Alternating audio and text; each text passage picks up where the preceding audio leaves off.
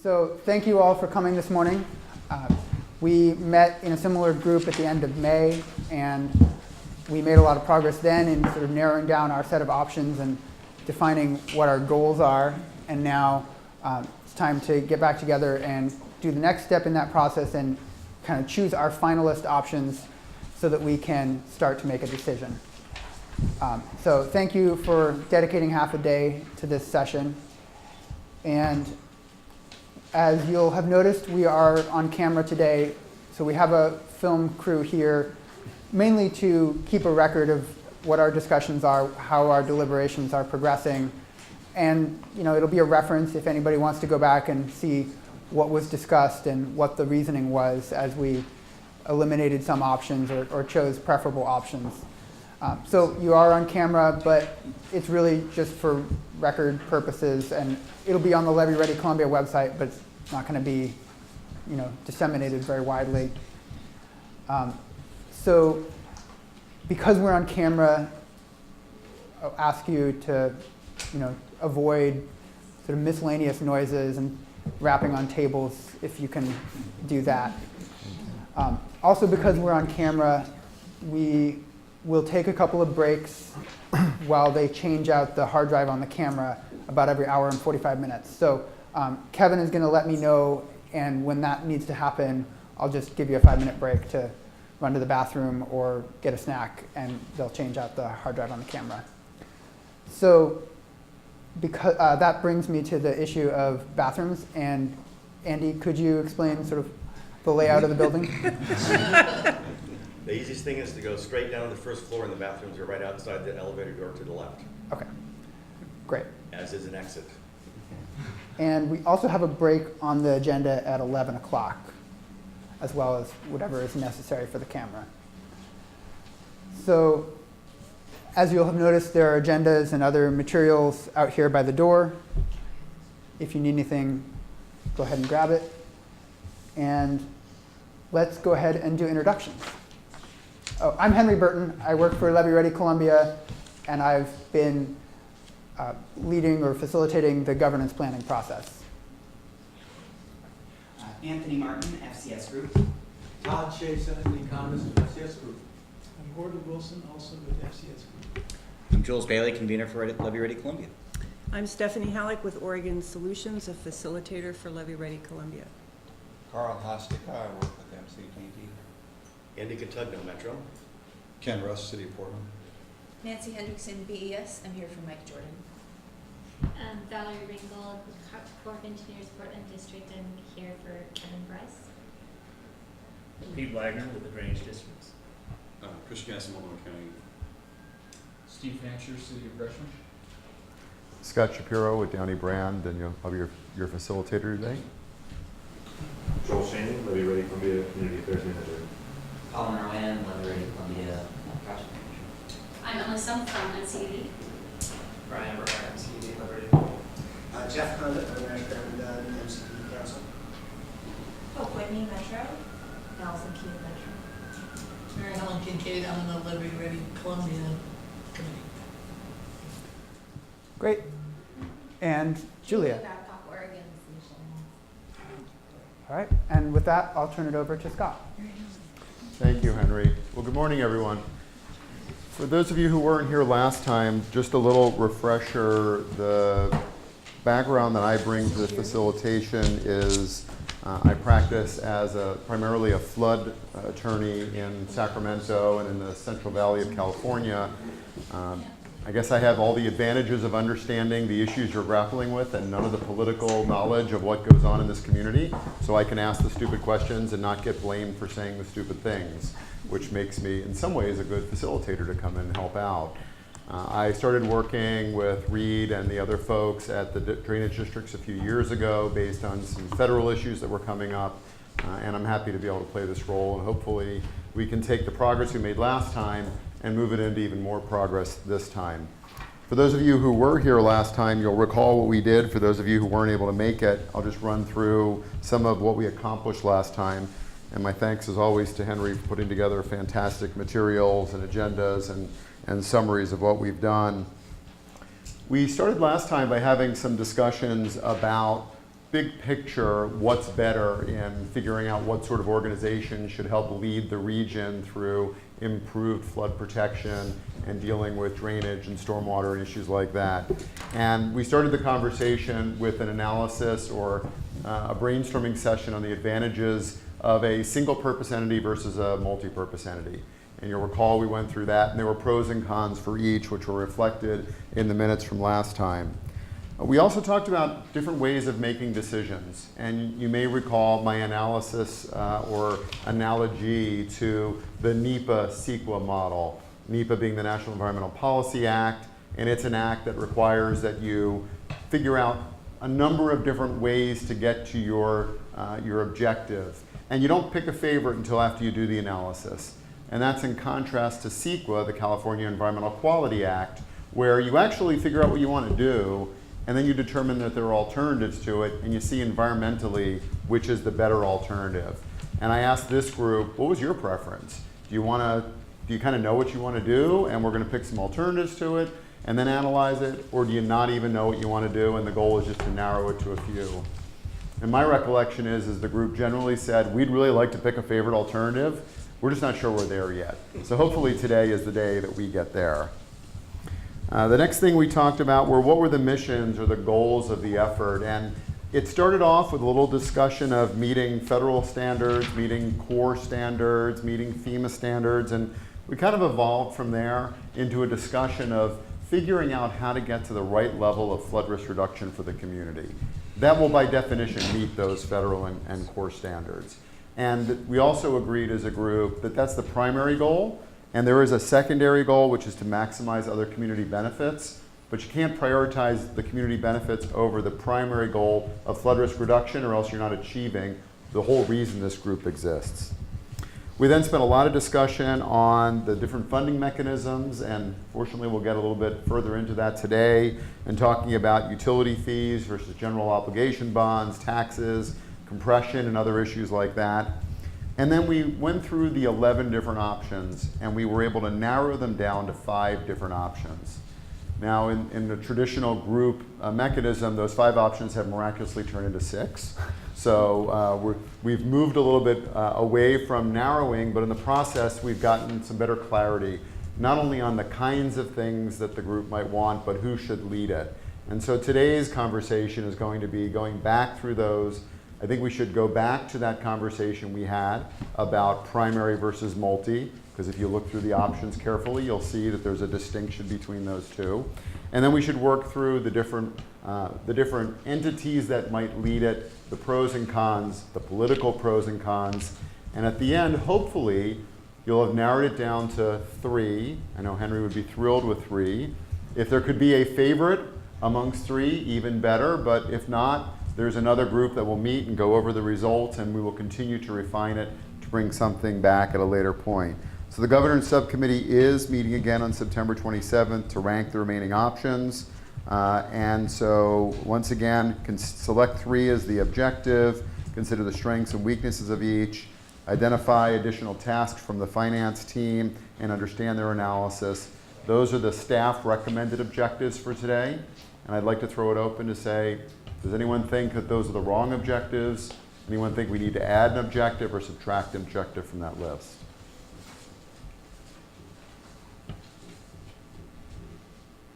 I've learned over time that if I have silence long enough, people will finally say they object, or they'll wholeheartedly agree. So here's another 10 seconds of silence. There's actually only 5, but it feels long, doesn't it? Okay, good. So I think we're good. So I will note that anytime during the conversation today that you start wondering why we're putting this much energy into this, just turn around and look out the window. And it's a great reminder. We don't get rain all summer. It's lovely, it's gorgeous. We don't even worry about it. And then in no time, the water can start falling. It can really impact our river levels. It can start impacting the slough levels. We can have a lot of stormwater issues from it. So just look out the window to remember. And with that, I think we're a minute or 2 early, but we can still turn it over to FCS to get started. Should I speak into the microphone? That would make him very happy. Okay. I've been told in the past that I'm soft-spoken, so there's a microphone, I should take advantage of it. Can you hear? Let me grab that. I'm not sure that the microphone broadcasts, it's just for the camera. It's just for the camera? Yeah. Okay, well, if you can hear fine, then that's good. And I'll do my best to speak up. I appreciate the time. What I'll try to do, I've handed out two things, and Anthony has a model up on the screen. Go ahead and Can you speak up a little bit, please? I'll do my best. Anthony's going to pull up on the screen a model, financial model, a rate model, that we'll be talking through. I printed out certain pages from it that we have, and I've done a 2-page high-level overview, which is this one. And I'll use that to talk through some of what we've learned. We were given a scope of work. Our task was to, number one, to build a model. That's part of our deliverable here. And you should be aware, by the way, that this project has been on a very compressed schedule right from the beginning. And there will be some times when Todd and I might be asking questions too of Anthony, who built the model. So just be aware of that. It's okay. We haven't had our usual degree of internal review, so there are going to be some places where we go, hey, what about this? And don't think that we'll all have all the answers. There get to be some corrections, there get to be some things that we figure out also through this process, and I'm sure you will have good questions also. But our basic goal is to, the reason, as my understanding of the reason we had this contract, the reason you want us to do this work was you wanted to do two things. One is to figure out how to convert from a property assessment way of collecting revenue to a utility charge way of collecting revenue. Along with that, there's a second goal, which is to try to broaden the geographic base of the folks bearing the cost burden, which recognizes that there's a large benefit to the entire economic region from the work that goes on inside the floodplain. So it didn't seem fair to just have the costs, especially costs that are expected to grow in future decades, to entirely be borne by the property owners within that area, even though they obviously have the largest stake in it. But there is some benefit outside. So we wanted to figure out how to do that. So we've tried to address both of those goals. I'll give you an overview of the model. Once again, that was part of what we're responsible for creating. And it has a lot of flexibility in it. And as you work through your options, and long after we're gone, you might be making more changes. And Henry will have this model, and you can say, well, we want to do this, we want to do that. It has a lot of flexibility in it. It also has the best data we could assemble. There are some limitations to the options that came from what the data allows. For example, we can't do a uniform rate across the entire 3-county court region that is based on impervious surface area. We don't have the data on impervious surface area across all 3 counties. So if we have a smaller geographic boundary, then we can use that as the denominator of the rate. But if we want the largest possible area for what we call the regional areas, we've got the floodplain, we've got the watershed, and everything above that we'll refer to as regional. All right? Whether it's the cities, the county, the metro, or the port. Those 4 they're all the regional options. And there are not as many ways to create a rate that can be spread across the 4-county, or the 3-county area, or any of the regional areas, because of not having data. So that's just another thing to be aware of. The model does have that limitation, but it's pretty flexible. And this first page, I gave you the printout of it, this initial tab, shows some of the choices that you have. One is, there are some cost scenarios. Now, every rate, by the way, and when we're creating a utility rate, there's going to be a numerator and a denominator. It's always going to be a something divided by something else. The numerator is always the cost. And now, in this particular model, there are 3 possible cost levels. You can go ahead and give them some other options. There's low, medium, and high. There's a set of numbers in there that Henry gave us for assumptions. The thing we'll be focusing on in this presentation is the medium cost scenario. And in fact, most of the interesting policy questions don't have to do with the numerator. You can assume high, you can assume low, but it won't materially change your judgment. The big choices you have to make about how to move forward. Most of the hard stuff has to do with what's the denominator in a rate. What are the units? What's the per what? Per this or per that. But I want you just to be aware that there are more than one levels of costs that are built into the model. In addition to that, there are different geographic areas. And you saw down this table right here, it looks a little daunting, but for the 3-tiered rate structure, I'll describe that in a minute. But there are different levels of geography, and they all add up. So the first 4 are the 4 drainage areas, drainage districts, and the SDIC, 3 drainage districts plus SDIC, and then if you choose the Columbia Slough watershed as your level, go ahead and choose that, and let's see what happens. No, let's choose it for the first one, just so they can. All right, you get a warning. It says, watch out, you're double counting. That's because everything below that includes everything above that.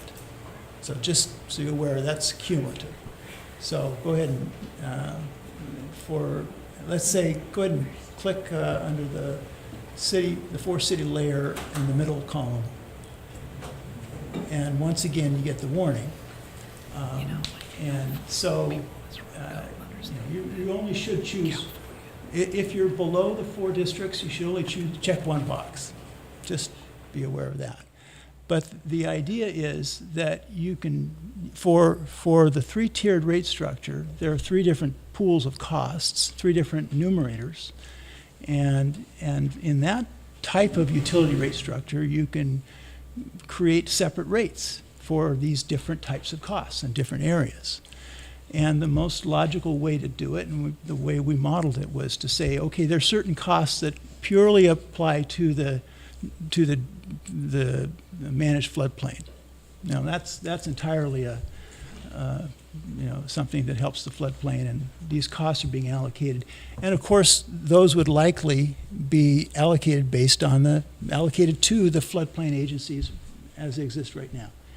We say there's another set of costs that is over the Columbia Slough watershed, everything that flows into those drainage districts. And, excuse me just a second, do you have any more copies of your handout for the latecomers or anybody who didn't?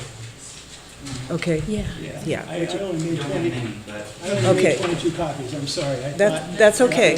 Based on the initial reading we had. At least people can share one of. Thank you. Sorry about that. And then the 3-tier structure also assumes that there's a regional level, that either the cities, the county, the metro, or the port, that would have a different set of costs. So one of those, so there are different geographic regions. Then finally, there's this funding structure option, which has to do with whether you you rely on a uniform rate, a single rate for the whole area, or you do this three-tiered thing that I just described, or you do, the status quo, which is based on property assessments. That's one of the options. And, or whether you do a hybrid between a utility rate and a levy, doing a voted, bond levy for capital costs.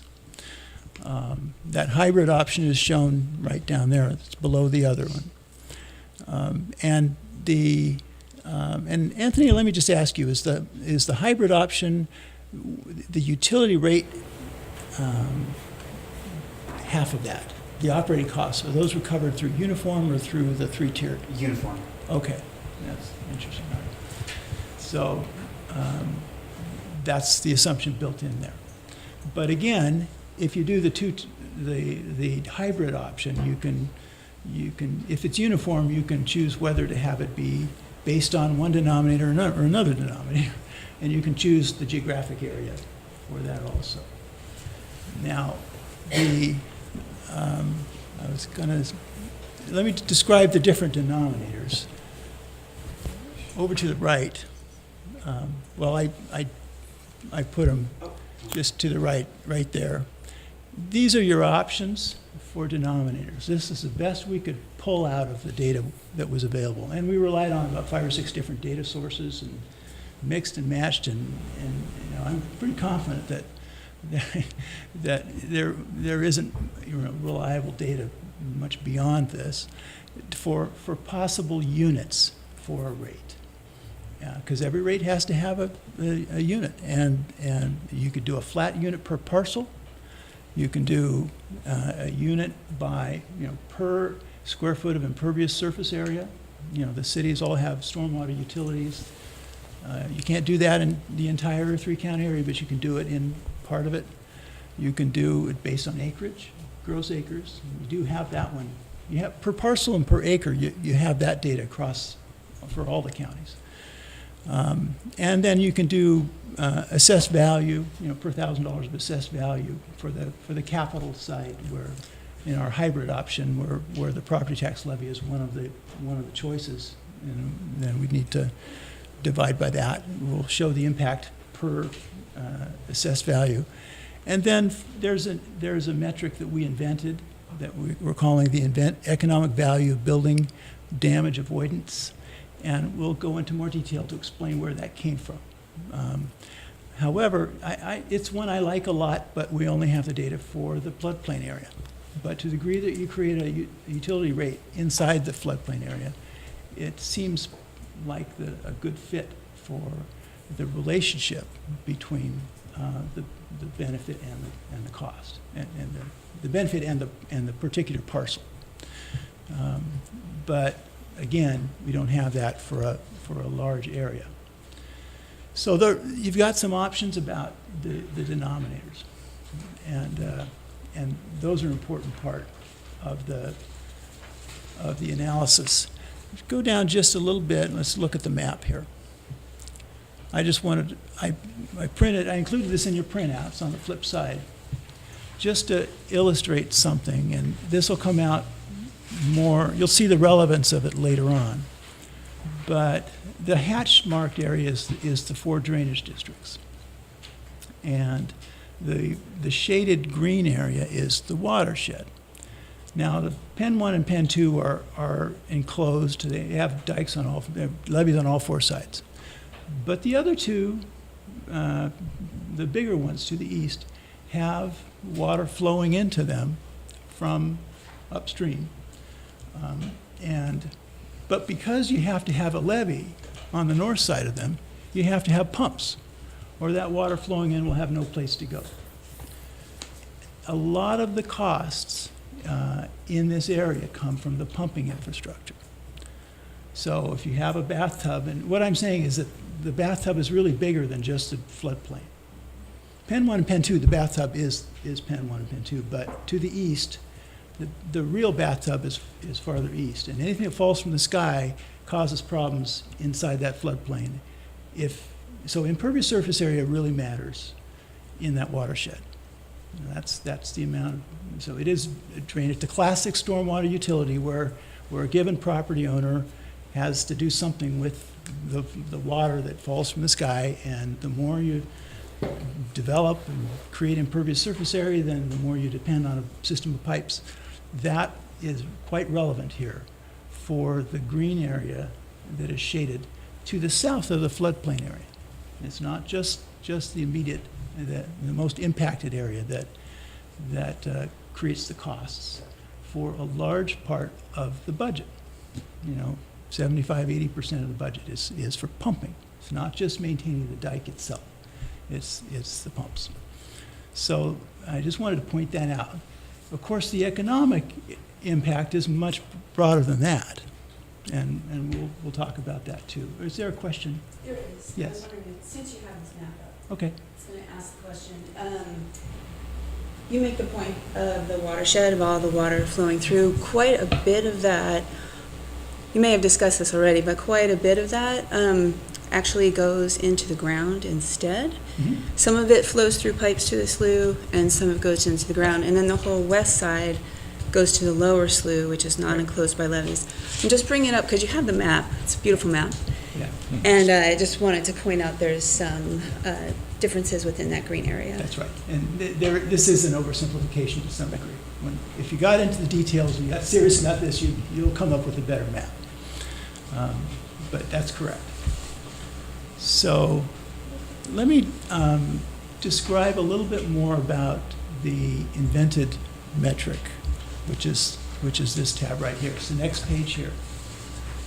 And once again, you might find me asking Anthony some questions here, just to make sure I understand.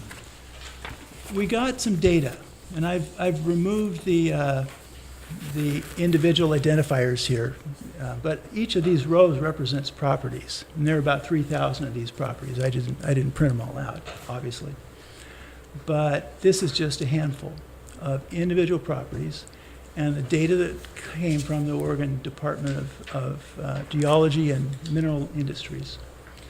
And they've done a risk assessment of the potential flood damage. And when I asked them, I said, where do you get that building damage percentage from? And they said, well, it's the loss ratio for a given structure. It's in other words, the cost of the damage divided by the total replacement cost during a 100-year long duration flood. Okay, 100-year, that's a 1% chance in any 1 year. That gives us a clue. And they use some standard a flood model that comes from FEMA. I didn't investigate that more closely, but so I'm real curious about this data source.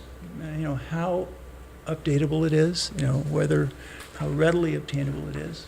If it's going to serve as the basis for a utility charge, it ought to be something we could maintain in the database. But stormwater charges don't change very much either, because property characteristics don't change very much.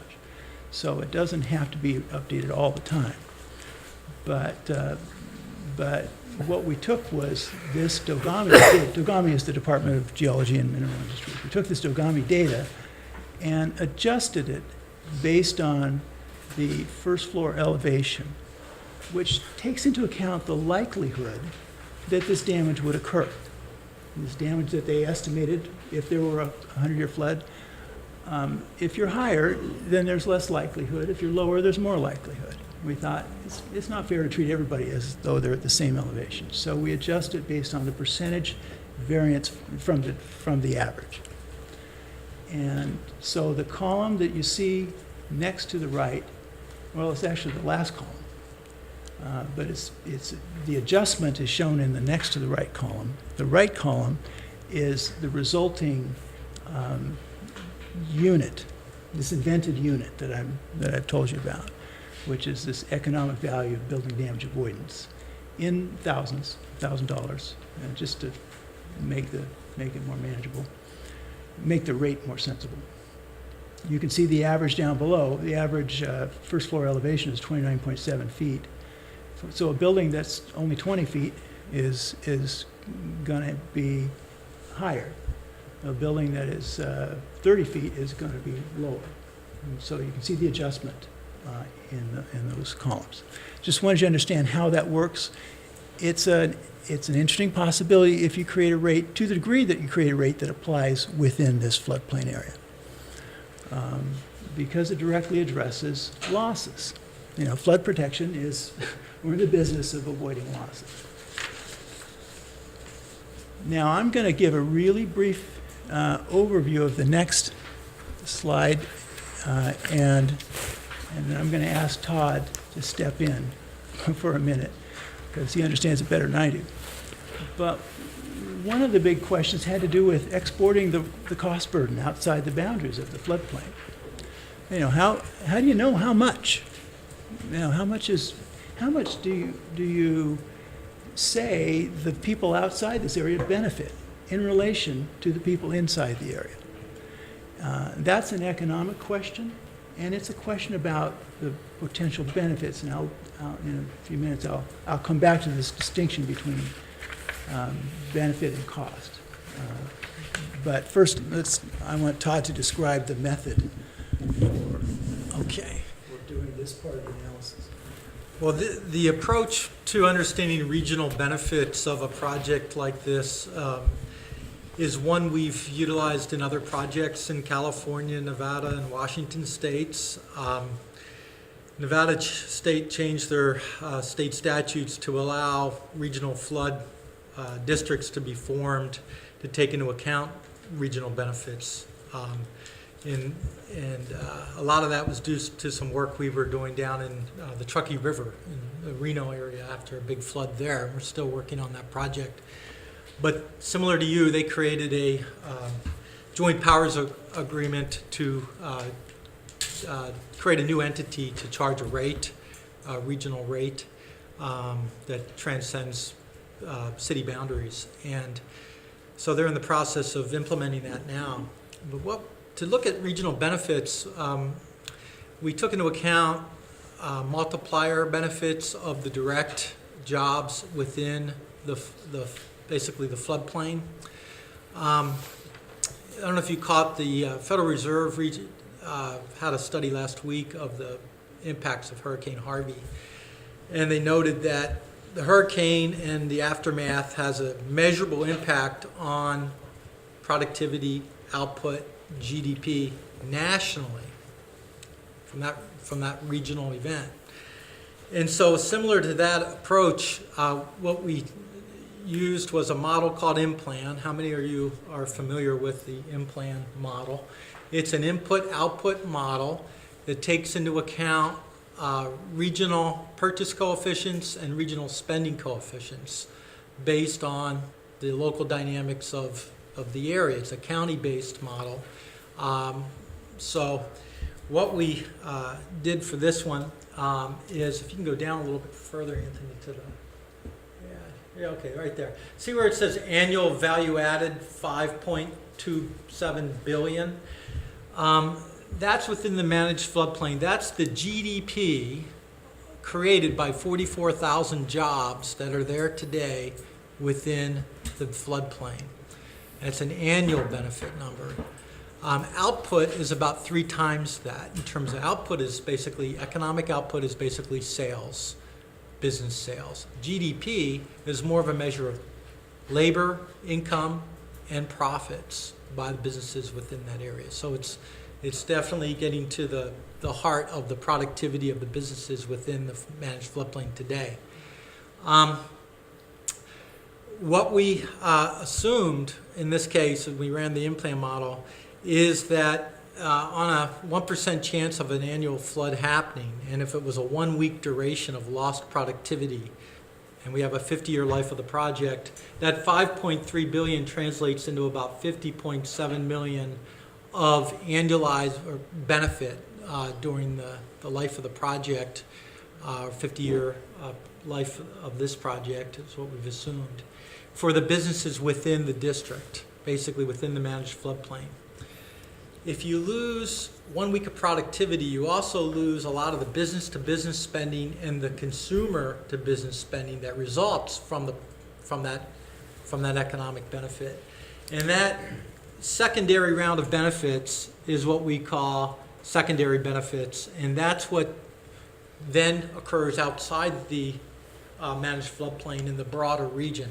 And as you expand the region in terms of your purview of the analysis, you of course capture more of that regional impact.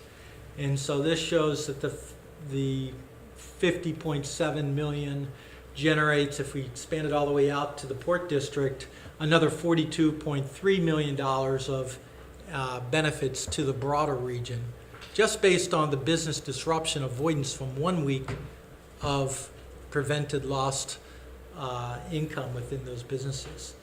And so that's one way to quantify that. Now, all the sub areas below that region, whether you pick the Port District, the metro boundary, or Multnomah County, all the areas that are within that, including the floodplain, the watershed, would be part of that benefit area.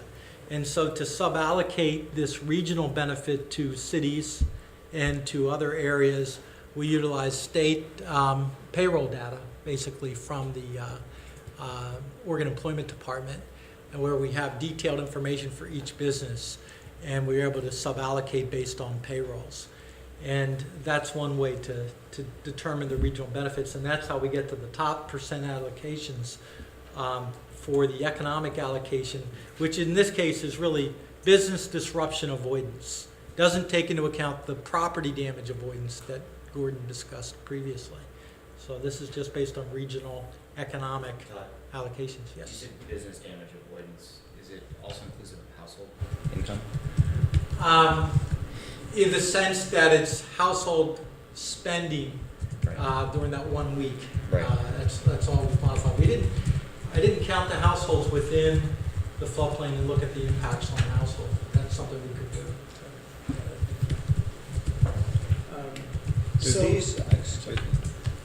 Do these accumulate? I'm trying to understand where They the four-city layer in Multnomah County overlap. They're not the distinct places. Right. And so what's the justification for adding them up and coming with a number?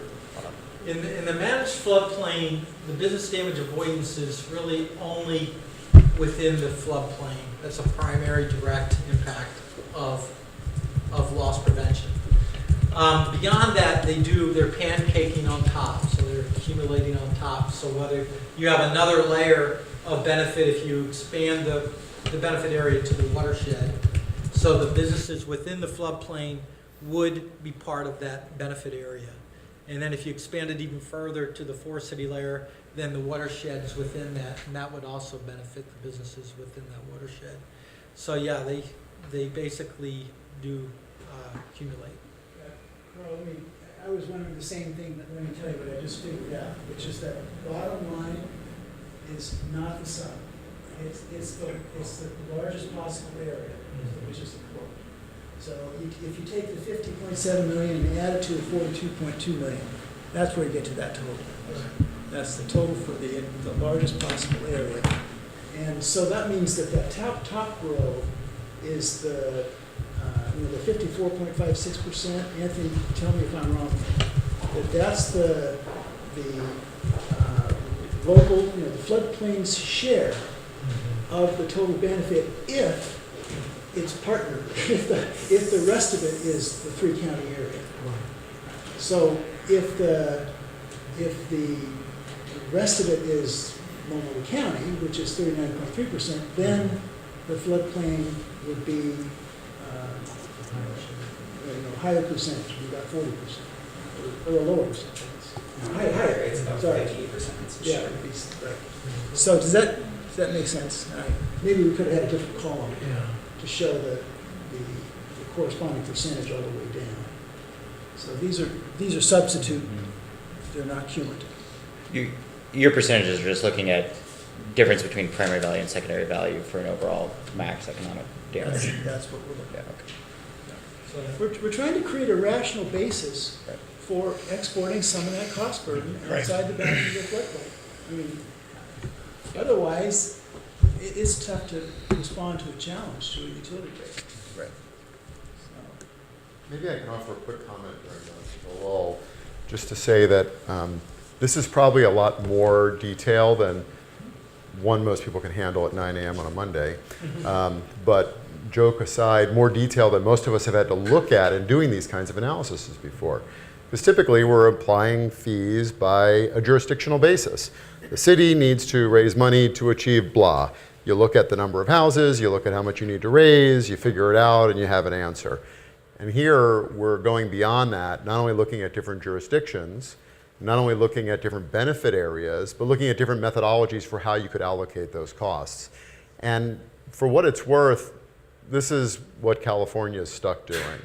And we're stuck doing it because the law requires that we do it. The law specifically requires that we determine that there's a rational basis between the charge that's being charged and the benefit being received by each property or homeowner or user or whatever it is. And we have a series of propositions that the voters have straddled us with over the years that impose those limitations. But when you go back to your new interesting methodology, which is the amount of damage that each property will incur, that's exactly what we're doing in California. I'm not saying that's necessarily good or appropriate for you or where you want to go, because not everything that California does is what Oregon's going to want to do.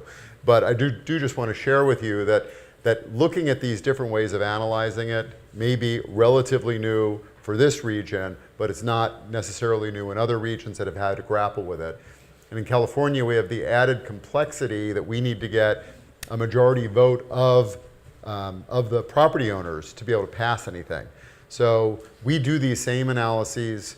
We try to expand the base as much as we can, because that lowers the rate.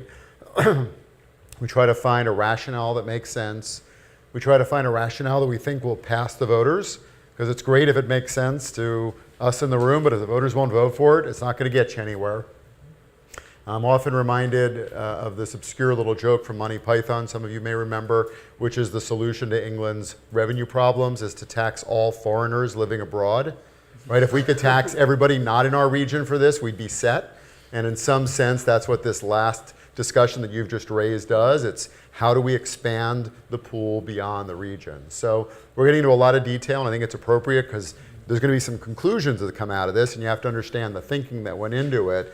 But we should try not to get too bogged down in the details, and remember, this is designed to figure out how many people can this be charged against, what's the rational basis for doing so, is it politically viable, and with certain costs that we're going to have, what's equitable and what's appropriate. Yeah. And just to jump ahead a little bit, to the very, very end of my thinking on this subject, it introduces us to a dilemma, which is that I haven't yet figured out how you could create a legal and collectible utility charge in this broader area. And the only two metrics we have are gross square footage and per parcel, and I just don't think that would survive a legal challenge because it's not avoidable. So maybe that hybrid option is, one of the things we've got to work with, but if so, how do we make it replicate the characteristics that feel right to us? So anyway, that's just a little teaser. So Gordon, when you've been putting these together, it sounds like you've been mindful of the Measure 5, incurred charge, restrictions, and how do we construct something that walks through this minefield, results in the promised land of a charge, not a tax, and does that in a way that creates the most equity, if that's the right word, in terms of how that gets imposed. And that's right. I would imagine Jeff has some the thoughts model on will that let as you well. impose it based on per parcel, but that's going to be a tax. You can't change, or you can't change the gross acreage in a parcel. And so, I mean, we promised to create this model. We have all these scenarios, but not all of them are equally useful. And when you get to the larger region, this is an important finding because you can legitimately say a bunch of the benefit from this area should apply to a larger area. How to do that? Remember, we have two goals. How to do that? is tough, because we have two goals. One is to create a utility, and the other is to export some of the cost burden. Doing both of those is what's so difficult. And so that's why just this morning, actually, I could kind of just, after racking my brains, thought maybe the hybrid is what we're left with. Where if you can create a package, a bond levy package, that ends up with the same rough percentage distribution as the three-tiered option that feels right in terms of fairness, then maybe we can get there. You know, the bond election is legal. I mean, that you know you can do. And if you can combine that with the utility for the O&M costs, then maybe this could be a reasonable way to go.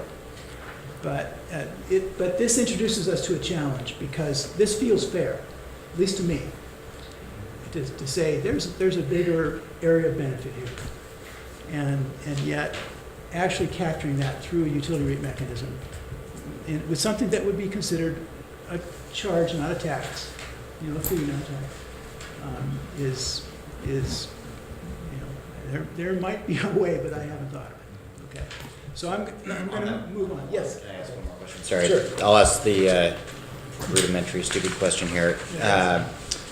So the model that you built here on imputing the primary and secondary value is based on your metric around, what did you call it, the building damage? Damage, yeah, damage avoided, whatever. Yes. We got to figure out a better word for it, but I know what That's you're it. referring to. Yes, so that's This primary and secondary separation is based on business productivity damage avoidance. So but your business productivity damage avoidance is not related to then a probability of business damage based on that building economic damage, or it is? It's not. No, It's a separate issue. business damage avoidance is based on the current amount of business, basically employment on that particular site, Got it. and the type of business that it is. It's an economic disruption analysis. Economic disruption. But not related to the parcel or to the individual building structural information that you got. That's Okay. a separate negative. Right. So you're not imputing some sort of probability out of each structure based on how far above the floodplain it is, or it's not that granular. That's separate. Yeah, that's a separate, so they're kind of two separate issues. One is how we allocate costs to each kind of region, and the other is how we allocate costs to customers within the floodplain. The cost allocated to customers within the floodplain would be based on that Dogami data, whereas the larger regional kind of bigger picture zooming out would be based on the same framework. So you're defining share, primary and secondary, trying to decide how cost gets allocated, and then spread that across an individual layer, depending on the GAMI data or impervious surface or something like that. Got it. Okay. And thank you for raising that, because that's the distinction between the. This is all numerator, the other stuff regional is denominator. distribution Got it. versus the property by property distribution. Okay. So following up on that, I can think of 4 different kinds of economic damage we'd be concerned about, or economic damage or benefit from having a levy. One is the building losses, the Dogami type of data. One is business disruption or lost output from businesses. Then there's income loss for all the workers, most of whom live outside the floodplain. There's some that live in the floodplain. And then there's the sort of transportation and disruption from transportation facilities, the airport, if you have a major flood. So can you say which of those 4 are included in this benefit analysis? Todd, can you verify? I think, are they all taken into account? Really, the first one, in terms of building damage, is at this point in time, is considered to be one of the denominator metrics that we've measured. We haven't included that in the numerator value. If this economic allocation also reflected business or property damage avoidance, there would be a higher percentage for the managed floodplain than what was shown. So it sounds like the numbers 2, 3, and 4. Okay. of the things you described. Great. The actual cost of rebuilding something in the floodplain is not in this model, but the other things are. The other things basically are the business disruption, the income loss and redistribution, and transportation disruption to a small degree, I think, is reflected. I think that might require another round of analysis to really understand. Great. That's helpful. Thank you. Okay, now I'm getting, I'm sorry. Julia has one, yeah. I was curious, Scott, since you brought up the California model, has there been savings in insurance rates, or has the insurance marketplace responded since you've bought down some of the risks? Yeah, the insurance issue is largely a binary issue. You're either below a 100-year level of protection or you're above a 100-year level of protection. And so, and if you're below, insurance is mandatory and expensive and rated based on elevation. The deeper you are in the floodplain, the higher the insurance, okay?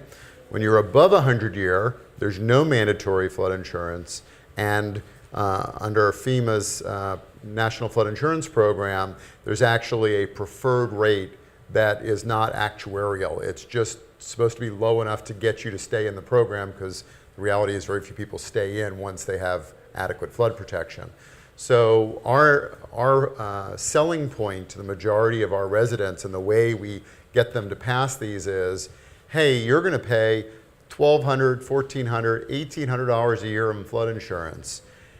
If you'd prefer, we can charge you $250 a year for the next 30 years. And for the next 3 years, you're going to pay flood insurance also. But then once your project's done, you're not going to have mandatory flood insurance. And you're either going to drop to $350 a year, or you're not going to pay insurance at all. And not only will it economically be better for you, you're actually not going to have to survive a devastating flood. And so that's been the pitch point. So it hasn't been that the rate's necessarily lower, it's this binary, you're in, you're out. We tried to quantify that, and it's usually a smaller percentage than you would expect in terms of the benefit, but it's difficult to quantify because it's... Yeah, and if you don't have deep floodplains, it's not as devastating. In a lot of the Central Valley, we have 10, 15-foot deep floodplains. So you can be looking at, okay, community, would you like to send $30 million a year to Washington, D.C. in mandatory flood insurance? Or do you want to spend $15 million a year to improve your flood protection, send less to D.C., and actually be protected at the end? Okay. Now, there's another point I want to make from this slide. So before I move on to that, I want to make sure that we've covered the questions you have from this. I know Henry has a question. Anybody else has one? So one more question about this benefit analysis. Todd, you mentioned that you modeled it based on a 1-week flood event.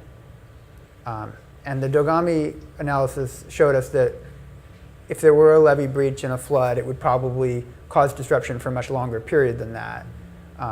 But I'm guessing that wouldn't change the ratios substantially, right? It would change the gross figures, but the ratios would be similar? Yeah, I think so. I think the ratios would be similar. But again, that's a variable in the model itself, so we can change it from a 1-week event to a 3 or 4 week event and see what happens. We could sit here and do it now. Okay. Any other questions on this stuff? I've got another point that it would be good for you to understand that is most easily seen on this slide. And that is, this is an important assumption. When you're creating a utility charge, you need to do it on some rational basis. There are actually 2 potential ways to create a rational distinction. And usually they don't conflict, so usually we don't even worry about it. One is cost causation and the other is benefit receipt. And normally in the utility rate world, we deal in the world of cost causation. We say somebody who's using this much sewage or wastewater or this much water is requiring from the system, causing the system to incur a certain amount of costs. And therefore, we allocate based on demand. In the world of flood protection, a lot of what what really is the rationale for the reason to exist is a benefit. You know, the water coming downstream from Columbia, from the Columbia River, isn't caused by anybody here. It's just what it is. But there is benefit to all of us from being protected from that water, which is why we have the levee, which is why we need the pumps, which is, you know. So do we allocate based on the benefit or based on the cost? They're different in this case. That's the thing I want you to understand. I told you that the pumping is the large chunk of the cost here. And if you remember from that map, you've got to have the pumps because of the water falling from the sky. Even without a catastrophic flood coming from upstream of the Columbia, you know, the normal everyday pumping, that is caused by everybody, all those properties in the Columbia School watershed. If you're focusing on cost, a huge proportion of it comes from the watershed, 70-something% on the cost causation. If you're focusing on benefit, the folks in the watershed are not anywhere near as significant. So at this point, I picked 50-50. This is a judgment call. I didn't want to tilt it one way or the other, but it can make a difference. Now, just a few minutes ago when I suggested if we're trying to come up with something that feels right and then figure out a legal way to do that thing, maybe, no guarantees. I just thought of this morning, so I haven't tested the model yet, okay? But maybe the way to mimic the characteristics of the thing that feels fair is to adjust this percentage for the hybrid option. In order to do that, we have to make the hybrid option a 3-tiered option instead of a uniform, or not 3-tiered, 2-tiered actually. But we can figure that out. But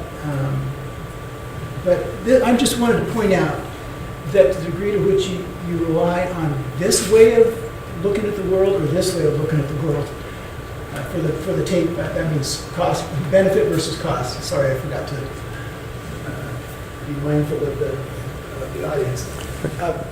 That's an important kind of judgment call that whoever sets up this system would need to make. Can I ask a question which may further complicate your point? Oh, please. Complications is why we're here. So it seems to me that the difference between a benefit analysis, which is what we're forced to do in California, and a cost analysis, which is what we used to do, is going to be further different between an operation and maintenance model and a capital model. Yes. Okay, because a capital model, we're going to spend a lot more building levees than we are pump stations, which is going to be much more of a benefit analysis. And on an O&M model, we're going to spend a lot more maintaining pump stations than we are maintaining levees, which is more of an O&M. So you're really looking at three-dimensional chess. You have variations, and you have variations within where your money is going. And for capital, you have available to you a funding tool that you don't have for O&M, which is a GO bond. You can do that for capital. You can export that across the whole region. You can't do that for O&M. You don't have, I don't think you have a legal way to broaden the geographic reach to reach the benefit for O&M, but you do for capital. Is that making sense? I can see a lot of wheels turning, but. Well, I think, Gordon, that's the dilemma that we have, and it's unlike California, which has its own set of, restrictions. We have this restriction on what can be a charge versus what can be a tax, and so we have to fit that methodology into that, and it gets very difficult if you're trying to do it on a benefit-based allocation, because that is hard to create a charge that won't be construed to be a tax. Right. That's Article 11, Section 11B, state constitution. We just can't get around that. We can go to the voters locally, but we're not going to go to the voters statewide and get away with it. And that is the situation we face. Good point. Okay, now I'll show you the rest of these pages because they're the output of the model. And you just need to know how to look at them. And so we can play around with them. But I haven't actually tested this latest brainwave this morning in the model. I tried to, but I wasn't coming up with results that made sense to me, so I didn't try to show them to you today. But I just want you to see how this is laid out. There are a lot of possible scenarios that we were given that had to be incorporated in the model, and that makes for a complicated presentation. And I apologize for that. And actually, I don't apologize for that, because that's what we were given. All right, yeah, it's your fault. But just to acknowledge it, one of the things we want to do is to narrow it down as much as possible before we have to write a document that we go to an even broader audience. My assumption is the next level of review won't have the patience to sit through 4 hours to understand this stuff. We've got to simplify the message and the trade-offs, focus on the decisions that will be most meaningful in a simplified way. And so by the time we write this up, I don't want to be talking about 15 options, all right? Even though we now have a model that can give you 15 options, you don't need 15 options. You need one good option, at least one good option. So what this top block gives you is the rate under a variety of scenarios. Across the top, each column represents the highest, the largest geographic area in that scenario. Left to right, drainage district, if that's the largest, if everything is concentrated, all the costs of this system are loaded into something that is recovered only from the current 4 drainage districts in the company, then that's the leftmost column. If the costs are to be spread across a larger area, that's the largest area is the port, that's off to the right, okay? That's what the rates stand for. The assumptions in this version are guided by the first page tell you what assumptions were built into this output page. So if you're curious about we tried to be clear in the output page, but just in case you have questions about what was assumed, you can always check back. But the 3-tiered rate structure assumes that within the managed floodplain, that it's allocated based on building damage avoidance. That for the watershed-related costs, remember we assumed 50-50. So I showed you that 72%, and the blended rate is 41%. We just punted and picked 50-50. So that weighted cost-benefit allocation is only 41% of the costs go to the watershed in this scenario. And that results in a certain watershed rate per EDU based on, that's per square foot of impervious surface area, ISA. And then the regional rate, at this point, it's per parcel, but, I don't think that would be legal. But that's how it's characterized in this. Gordon, are these monthly rates, annual rates? Monthly. They're all monthly. That's for the 3-tiered. For the uniform rate structure, it's just for the drainage districts. And that's $4.32 per month, per 1,000 feet of impervious, or is it, no, it's per EDU, I see, which is based on 1,000. Wow, that's a small. And that comes from the non-residential City of Portland non-residential EDU calculation. I'm impressed. Most of our clients are 1,500 to 2,000 square feet for an EDU for stormwater. But so this assumes 1,000 square feet as a typical residential impervious square feet. And then the regional rate, like I said, is per parcel per month, $19 a month. Oh, I'm sorry. I'm back on the first block. The uniform is the second block. The third one is the hybrid. And the utility rate is expressed by impervious square feet, and the bond levy rate is by assessed value, $1,000 of assessed value. This is all in the first year. Now, the model goes out for 20 years, okay? If you wanted to see that, we can show it to you, but I thought for, talk about being overwhelmed with numbers. If you got this, big old spreadsheet with the 20-year forecast, that would not be worth your time. So we've tried to create the columns based on different boundaries. And the rows and blocks represent different funding structures. So that first block is the rates. There are two other important blocks that show the impact. And the second one is called summary statistics. And we were asked to say, okay, what's the geographic distribution of the cost burden? How much of it falls on the people in MCDD? How much of it falls on the people in, the port or whatever? And how much of the revenue,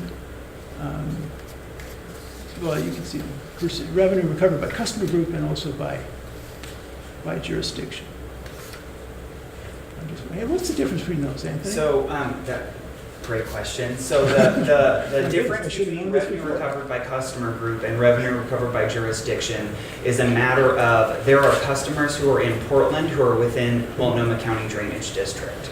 So we want to be able to identify both how much customers pay in Multnomah County Drainage District, which right here would be on my model that I'm showing right now, line 120. So just using the port as the largest jurisdiction, MCDD would pay about $4.1 million in the first year. However, we also want to know how much each jurisdiction customers within each jurisdiction are paying. So in the city of Portland, which, as you know, covers is partially in the watershed, is in the county, is in the Tri-County region, etc. Portland would be paying approximately $8 million of the fees. And that would be from the Tier 1 fee, which is the economic building damage, the Tier 2 fee, which is the rate per EDU, and the Tier 3, which is per parcel. But this is the uniform. I was showing the three-tier, I apologize. But let's flip the page to the three-tier. I think that's more interesting. Because it has the three areas and three areas of cost. So once again, you've got summary statistics for this three-tiered rate design, and then on the page after that, you've got summary statistics for the hybrid, all right? So these statistics all have to do with the relative cost burden borne by different groups of customers. And it sounds like those two bottom areas have to do with whether it's a percentage that adds up to 100% or whether it's just non-exclusive. And okay. So that next to last block, this one right here, adds up to 100%. There can be overlap down here. So we're just trying to help give you a picture of what this would mean to the different jurisdictions. Now, jurisdictional impact is one thing, customer impact is another thing. So on the very last page, and once again, this was specified in our scope of work. We were given a set of customer profiles, sample customers. These are not averages, they're just meant to be typical customers. And then we added one more at the bottom, which we called airport, which is just any information associated with a certain address. I think there are about 8 parcels or something like that, but it's probably not the whole airport. Don't think it's everything. It is. But there's certainly, it's a large customer, large landowner, down there at the bottom, and it's relevant. But for each group of customers, one would be a single family, one would be a typical industrial, commercial, vacant land, public park, and then an airport. What would be the cost that sample customer, example customer would pay? Under each of these scenarios, depending on the columns, the geographic reach of the charges, and depending on the funding structure, which is what you see in the rows. And I'll just tell you, my hunch is that the three-tiered utility rate feels right to me but it's just not, it's not legal or collectible. But the idea from this morning was to try to replicate these characteristics in the hybrid by adjusting that percentage. I can't swear that it'll work, but it's just something worth testing. So, any questions about how this works or what it means? Gordon, on the three-tier rate option for this, the typical customer bills, if you will. So to get a single-family dwelling for the drainage district option only, or actually for all of those, you have to add all three of those together. Is that correct? To get it is already added in. So that 45, say for the port jurisdiction, that $31 includes the weighted building damage, the economic value of damage avoidance, the fee per EDU, and the parcel fee. Well, I'm trying to get to this. For drainage is $45.71 for managed floodplain, plus the watershed, plus regional. Those all three are added together. Is that correct or I not? think the 45 includes all three. Yes, the 45 includes all three. That's the total charge. 45 is that is so 45 is it's not, yes. those three numbers aren't added to it. Right. They are shown already being added together. There's a note by the label that says managed floodplain pays all fees. Right. And, the watershed pays regional fee also. It's just kind of letting you know, this one is A plus B plus C, and the next one is B plus C. And then the C is the 1907. That's only itself. So a person inside, or a home inside the floodplain, let's say somebody in Penn 2, some neighborhoods there, they'd be paying 1907 plus about, looks like about $14. Plus, that's the difference between 33 and 19. And then there's another $12, and then they'd pay a total of $45. And that's if we had a three-tier fee that applied only If in the it were drainage all district. loaded into that one Oh. geographic area. Yes. If you broaden out the geographic area, they wouldn't pay as much. And so where it says port jurisdiction, that's if they were in the managed floodplain, they would pay $31, which would be a sum of all three fees, with the regional fee per parcel applying to every parcel in the port Per month. jurisdiction. In 2019, which is before the costs start going up, which is why we're worried about whether this is sustainable loading at all on these properties. So the last column says $31 will be paid by a house inside the managed floodplain, and $3.20 will be paid by a house in the watershed area. Yes. And 30 cents per parcel would be paid by everyone in the region. Yeah, if you could somehow collect it and implement it, everybody else would be paying 30 cents per month.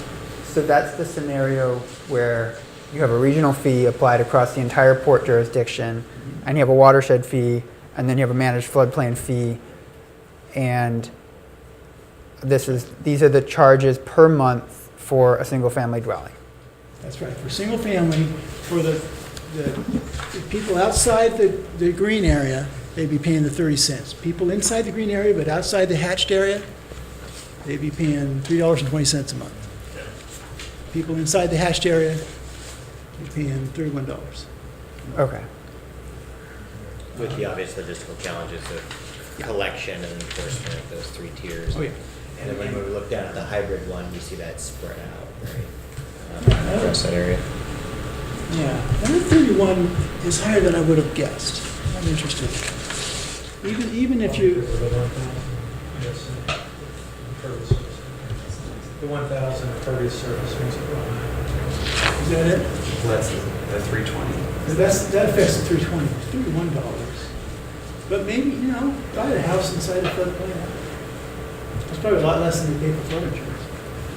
Maybe that's reasonable, I don't know. So that's $360 a year? Yes. Interesting, okay. Yeah, I don't know. That's Gordon, can you refresh again what's in the cost basis? So that we have an O&M piece and we have a capital piece. What's the capital dollars that these rates are based on? good point. Capital is about 60%, 40%. $140 million, which is Yeah. about 40% of the total cost basis. About 40% of the total is capital, over the 20-year forecast. Did you convert that into a financing, or is that, I'm not sure. I don't know. That includes inflation. We added inflation. And we did not, it's all pay-as-you-go. So given the data that was available, we were provided costs that escalated annually in a very smooth fashion. It's It was already de facto already kind of assuming a sort of debt financing kind of implicit, basically. So we haven't assumed any additional, say, revenue bonds to smooth anything over. It's Actually, just- the data we were given had a loan that's already underway that would hit the first year. And we assume that would be loaded onto the current drainage districts. And that does increase costs quite a bit, the debt service on that. But after that, it's pay-as-you-go. The other thing, this is a finding worth noticing, and that is there isn't a very big difference between the rightmost four columns. You know, whether it's the four cities or the Multnomah County, four cities, actually it's 6 cities. If you can't include Wood Village and Maywood Park, Mayfield Park. Or the county or metro or the port doesn't change the dollars very much. So you can make your recommendation based on organizational stuff and scope of responsibility and all of the other stuff you've been struggling with. In terms of what the regional consists of, it won't drive the rates very much. It looks like the difference between your uniform and your hybrid is that the hybrid kind of shifts cost to commercial, it looks like, from residential. Because your uniform for residential is pretty high, it's almost $20 a month. But it drops down to $11.47 under the port jurisdiction for the hybrid. I mean, both of those are higher than our current stormwater fee in Gresham for the whole fee, which causes me to gulp a little bit. Which are you looking at? Utility on the hybrid for single family total. The $11 on the right column or the $35 on the left column? It looks like under every single land use, single family, industrial, commercial, the uniform is higher than the hybrid, except for when you get down to commercial and you see that your uniform under the port is $5.65 and it's suddenly commercial. Wait, no, that's not right. Well, the port doesn't pay property taxes. Right, that's the thing. Another thing to note is that the uniform rate would only apply within the drainage district. So it's because the cost basis chosen for that uniform rate is impervious surface area. And as such, that really can't be expanded based on the data available out beyond the watershed. So the reason why these columns are grayed out is because they're saying, look, if the largest jurisdiction you're going to charge is the 4-city layer, then the charge per EDU at a uniform rate is not going to be, you're not going to be able to do it, basically. Anthony, do we have impervious surface area data for the watershed? So we have impervious surface data for the watershed Do we with have data it for the from 4 cities? No, we do not. And that's in part a combination. It's a combination of data collection availability. Certain cities do not have impervious surface data for every parcel. They may charge a uniform rate for single-family jurisdictions. And right now, we are charging every single parcel based on its actual impervious surface area. So, for example, a single-family dwelling is not charged a flat rate regardless of where you live. You're charged based on the impervious surface area. In Portland? Everywhere. Okay, but I was misunderstanding. I thought you were spreading on your uniform rate. So that's only applied to properties within the drainage districts. I see how it's the same now. Numbers all the way across. I see. But that makes me think that, I bet that data problem is solvable if this were, if there were a desire to spread it over, well, we already have it for the watershed. Even if there were a desire to spread it over the 4 cities. I wonder if I'd imagine if we got to the point where we were trying to implement it, we would be able to come up with the data. Yeah. And there are certain assumptions that can be made. So right now, like I said, this is assuming all single-family buildings are charged based on actual impervious surface data, area data, which, while incredibly useful in defining actual impact on the system, is generally an administrative burden at a city level. We had the data, so we used it, but generally we would just kind of simplify and say each residence is charged X number of. Typically, a single-family residential is a uniform rate. So it's much better than I thought it was going to be. Yeah, it looks kind of high. So that would be for people inside. First, I apologize for being late, so maybe this question was already answered. And maybe Scott, you can, or Jeff can address this, but is the legal, the ability to legally apply rates affected by whether you declare you're using the economic benefit model or the cost model? And so then to Ken's, and in the city's model of stormwater on-site and off-site, and it's a utility fee that we're paying for a service. But the off-site, I know is challenged and discussed and trying to be understood. But are the revenues generated for off-site generated to satisfy a benefit or a cost? And does it matter? I guess that's the... We've kind of talked about that. So maybe you already covered that. Well, and I don't know that we've got a great answer, because to the extent that we can match better benefit, we run into a problem trying to develop a defensible charge. If we go on charge only, we end up not being able to capture and spread the benefit very effectively. So we're kind of got this interesting Let me dynamic. elaborate a little bit more on a second type of constraint. One is the legal constraint. Would it be a fee or a tax? But the other one is collectible. Part of the power of a utility rate is that people get a bill every month and they pay it every month. If they're not getting a bill every month, how would you collect it? So if I'm a farmer outside of Estacada in Clackamas County and I get a bill from somebody from the Port of Portland for 30 cents, I'm not going to pay it. If there's not already a relationship, a billing relationship, then there's nothing to tag on to. Now the cities have a billing relationship, but Metro and the port and the county don't. Well, your point's a good one, because we have this issue in California where we determine the assessment and then the counties agree to put it on the tax bill for us. And so it's paid through the county tax bill. But we have certain properties that don't pay taxes. Yes. And there tend to be state-owned properties or utilities, railroad utilities. Right. And so we go and we send them a bill, and they don't know what to do with it. They ignore it. We call, we track it through 15 departments, and we just have a lot of trouble getting them paid. And those tend to be big bills, because the entities that don't pay taxes tend to have large properties. So there really is an issue that, as you raise, of how you can make sure the money is collectible. But also, with this hybrid option, which there's some attraction to, it seems like one of the big issues is that the port, which is a big beneficiary of the improvements, doesn't pay the tax levy because they're exempt.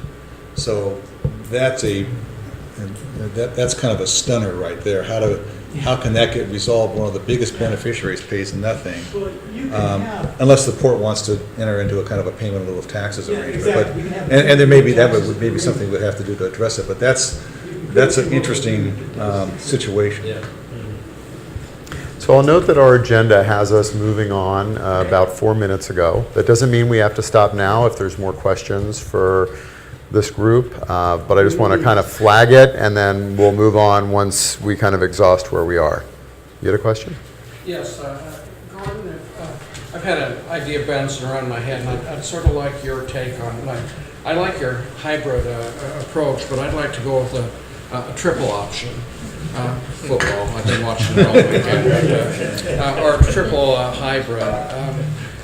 I've always hated to walk away from the assessment that we currently have on the properties that are in the districts.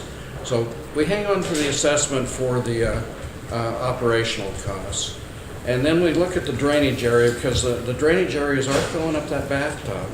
And there is a cost that they can get the water out of that bathtub.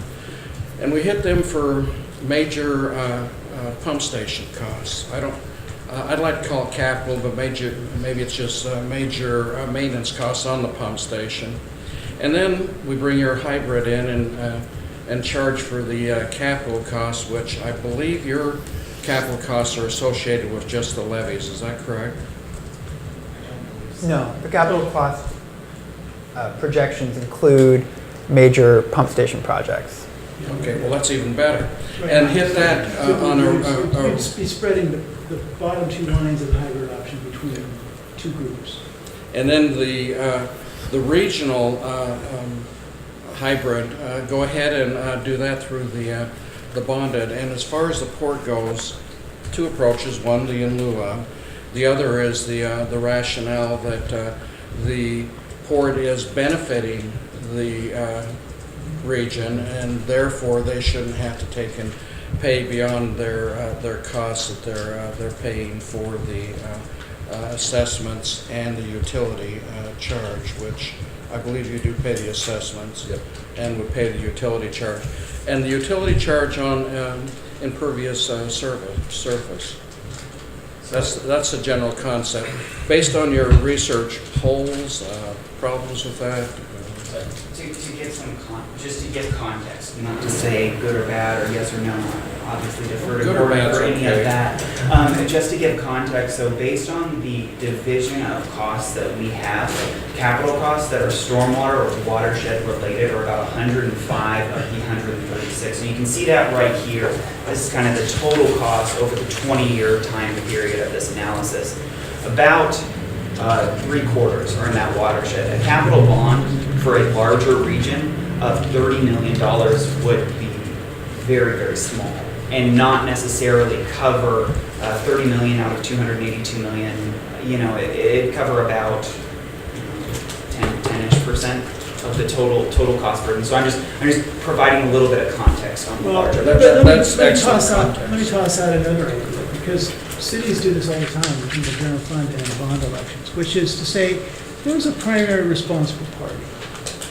And when the burden gets too heavy, we go to the vote.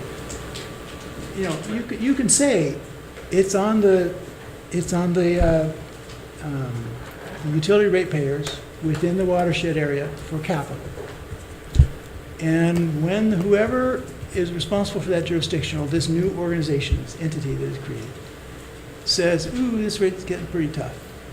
Let's go to our own voters, whatever that boundary is, and see if we can take some of the pressure off that rate. That could be done. The fact that the larger cost is associated with the pump stations also, I still have no problem spreading that regional, because if those levies weren't there that then make the economic benefit available, then there wouldn't be the need for the pump stations. Yeah. So Then the I'm approach okay I with described, that. the safety outlet approach, allows for the legitimacy of bond money being used, you know, voted bond money being used for pumping. Because sometimes that, and you're going to, 20 years down the road, you're going to face situations where you say, wow, this is a big hit all at once. But this really should be supported. You're going to face that economic value argument. You say, we really ought to take this to a larger group of people. And as a group, we can talk about the merit of it later, but just wanted your analysis from all the number pushings that you've done. If there's a fatal flaw, well, let's hear the fatal flaw and we'll move on. Gordon. I don't see a fatal flaw. It's all a question of what's supportable. They're really tough questions, obviously, in this whole structure. The thing you're doing is adventuresome. But the way you divide up the cost responsibilities, you'll be able to sense where the logical drivers are. And I think that the really interesting one is going to be the relationship between the benefit, the share of the benefit, and the cost responsibilities. And I don't have a great solution for that, because they are different criteria. Thank you. And I'm sure we'll get into it later, but kind of piggybacking on what Nancy brought up earlier, you know, I think we have this notion that there's all of these impervious properties in the watershed, and, you know, they're to blame for this water coming down to the bathtub, so let's put the burden on them. That's not the case. I think you're going to find 90% of that water is natural water that flows through ground, comes up out of the ground. It goes down Fairview Creek and Gresham. Yeah. But 90% of the properties in that area probably have dry wells. So good luck telling somebody that's not connected to an off-site system that they're at fault for filling that bathtub up. Yeah, I was oversimplifying when I talked about water coming from up here or downstream. I just think You're right you're about going to have trouble at that point trying to put that cost onto a small number of properties in the watershed that supposedly are the ones contributing to the problem. But there is a degree to which somebody who received under the stormwater utility approach that is common across the state. Property owners are responsible for whatever happens to the water that falls on their property, and do pay some amount. My experience is as long as that amount is pretty modest, people go along with it. When it gets really high, they start to object, and we have problems. That's what I've seen in the rate studies I do. And I know that's subjective. It's not a lot of help in your policy making, but there is a degree to which the weight of the burden is a factor in its acceptability. Gordon, I want to back up what Nolan said about pump costs and levee costs. As I talked about with Gordon earlier, given the geography of this region, you can't have levees without having pumps. And so if you are benefiting, if the rest of the region is benefiting from the levee system, they're benefiting from the pump system as well. And that's why all those capital costs are together in the projections. So when we talk about spreading costs, levees and pumps go together. Then I wanted to see if Jeff could talk for a moment about legal issues. We have some challenges ahead as we think about how to spread costs. So there's the collection issue that Gordon mentioned, and we will probably have to get into this in some more detail of, sort of over what geography is it feasible to actually collect a utility fee, and how would you go about doing it. Then there's what's a legally defensible utility fee instead of a tax. And then as we talk about bonds, what costs could be loaded onto a general obligation bond, because not all of the infrastructure we're concerned about is under public ownership. So, Jeff, could you address a couple of those issues? In 5 minutes? Well, just to go further to the legality of the utility charge. Jeff, could you maybe come forward just a little bit so Yeah. that the microphones can pick you up? Is there a microphone on the camera? Wait, let's move Yeah, there's this one on the camera. Jeff, let's move this one over there. I was hoping to avoid getting on camera. Thanks. To go to the utility charge first, what Ken said is correct. It's going to be, in order to be, and I don't have the copy of Article 11, Section 11 in front of me, but it's got to be a fee for something that a property owner uses, and it's got to be controllable and avoidable by the property owner. Typical stormwater charge based upon impervious surface is directly tied to use. And typically they get past the controllable and avoidable by charging it to the user rather than against the property owner.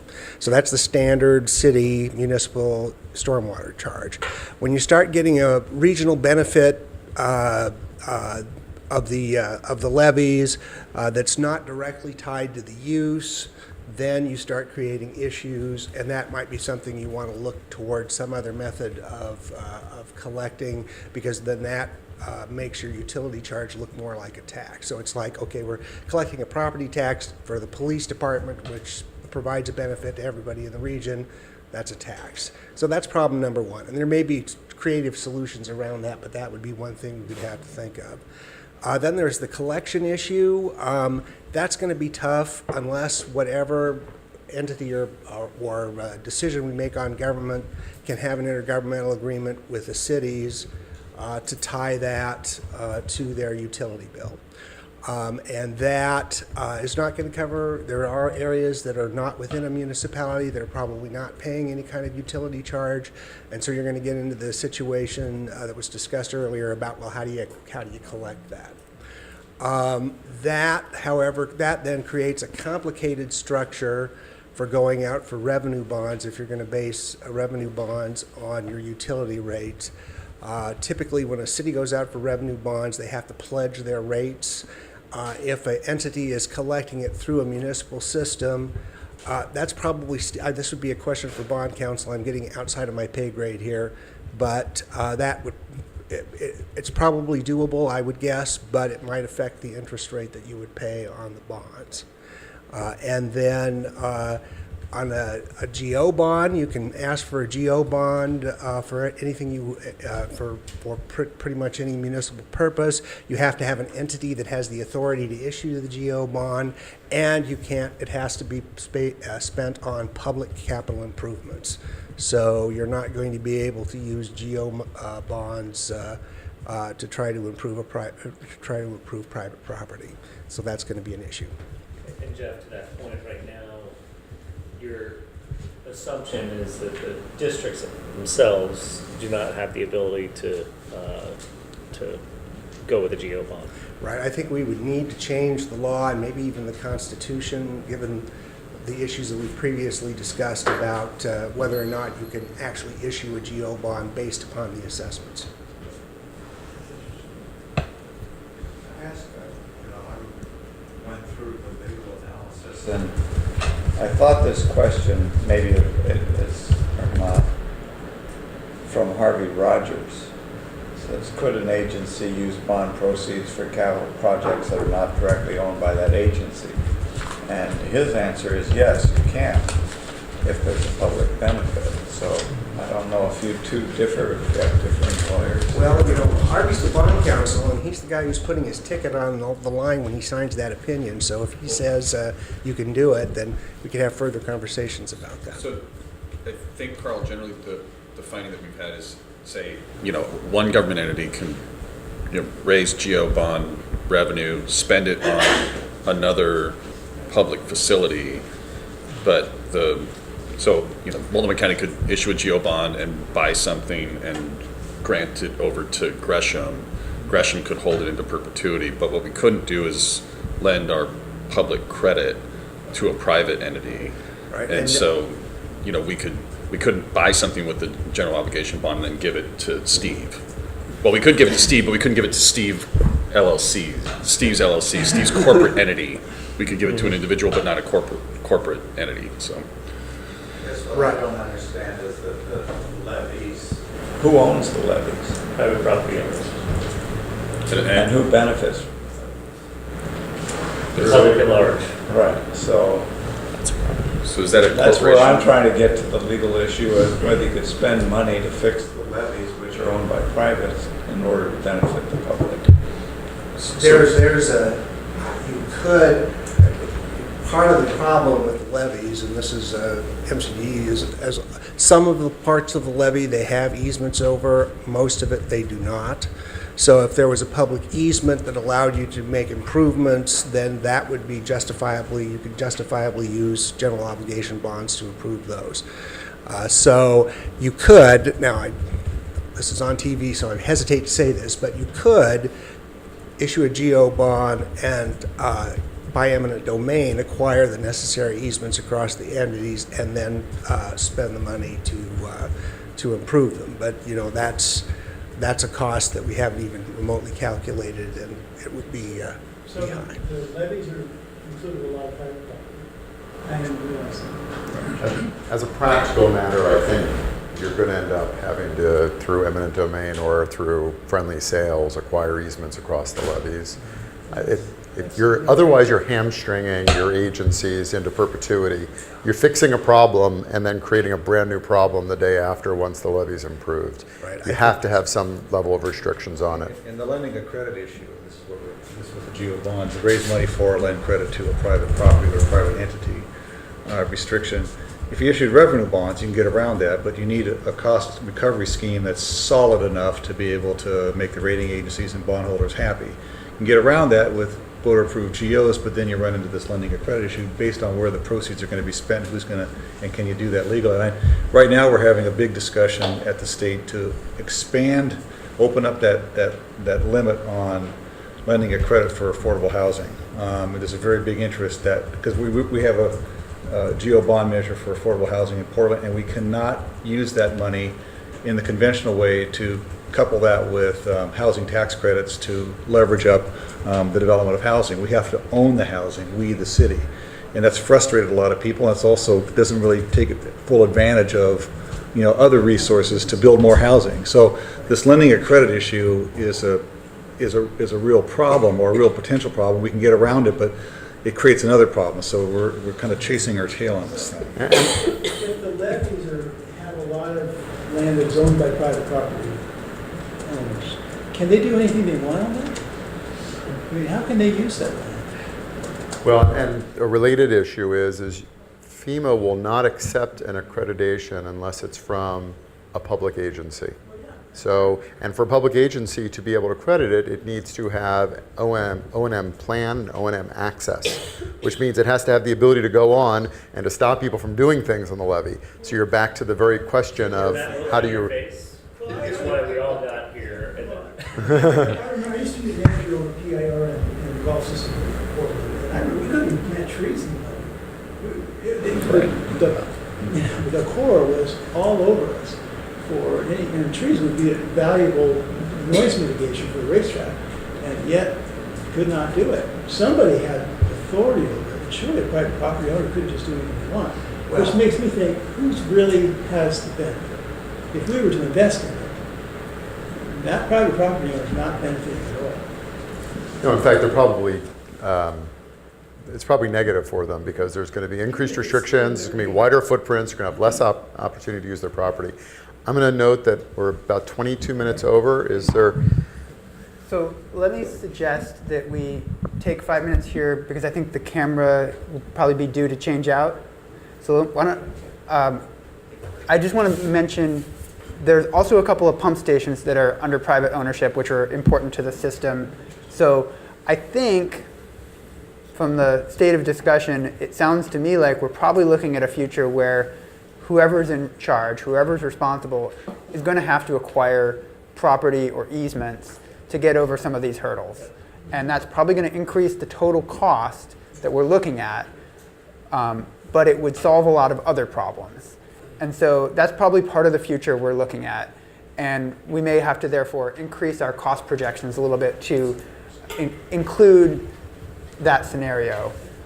But if we were able to acquire the easements, whether through mutually consenting sales or eminent domain, then we could get over some of the issues with bonding.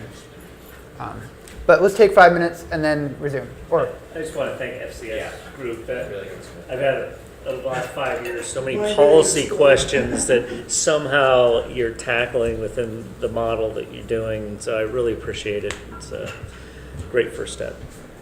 Let's try to limit ourselves truly to about 5 minutes, please, and we'll take a break.